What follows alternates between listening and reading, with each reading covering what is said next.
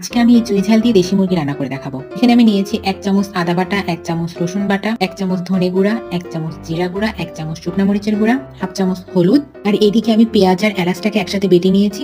এর পরিমাণটা প্রায় 1.5 চামচের মতো। এখন আমি কড়াইয়ে পরিমাণ মতো সরিষার তেল গরম করে নিব। তাতে দিয়ে দিব এই সকল মশলাগুলোকে। এই সব মশলাগুলোকে দেওয়ার পর সামান্য পানি দিয়ে মশলাটাকে খুব ভালোভাবে আমি কষিয়ে নিব। মশলাটাকে কষাতে কষাতে তাতে দিয়ে দিব আমি 2টা দারচিনি আর 4-5টা চুই ঝাল। মশলাটা যখন একদম ভাজা ভাজা হয়ে যাবে, তেল উঠে আসবে, তখন আমি তাতে দিয়ে দিব দেশি মুরগিটা। সাথে দিয়ে দিব আমি স্বাদ মতো লবণ। এবার সবকিছুকে খুব ভালোভাবে আমি নেড়ে কষিয়ে নিব। এরপর আমি এখানে হাফ কাপ পানি দিয়ে দিব। পানিটা দিয়ে আমি আবারও নাড়াচাড়া করে ঢাকনা দিয়ে ঢেকে কষাতে কষাতে মশলাটা যখন ভাজা ভাজা হয়ে এই মাংসের গায়ে লেগে যাবে, তখন আমি তাতে দিয়ে দিব 1 কাপ পরিমাণ পানি। আমি এখানে ফুটন্ত গরম পানি ব্যবহার করেছি। পানিটা দেওয়ার পর আমি আবারও নাড়াচাড়া করে ঢাকনা দিয়ে ঢেকে দিব। তরকারির ঝোলটা যখন ফুটে উঠবে, তখন আমি তাতে দিয়ে দিব 1 চামচ গরম মশলা গুঁড়া। গ্যাসের ফ্লেমটা লো করে দিয়ে আমি 1 মিনিট মতো এই মাংসটাকে চুলায় রেখে দিব। তরকারিতে যখন এরকম তেল উঠে আসবে, তখন আমি এটা কড়াই থেকে নামিয়ে নিব। রেডি হয়ে গেল চুই ঝাল দিয়ে দেশি মুরগির ঝোল।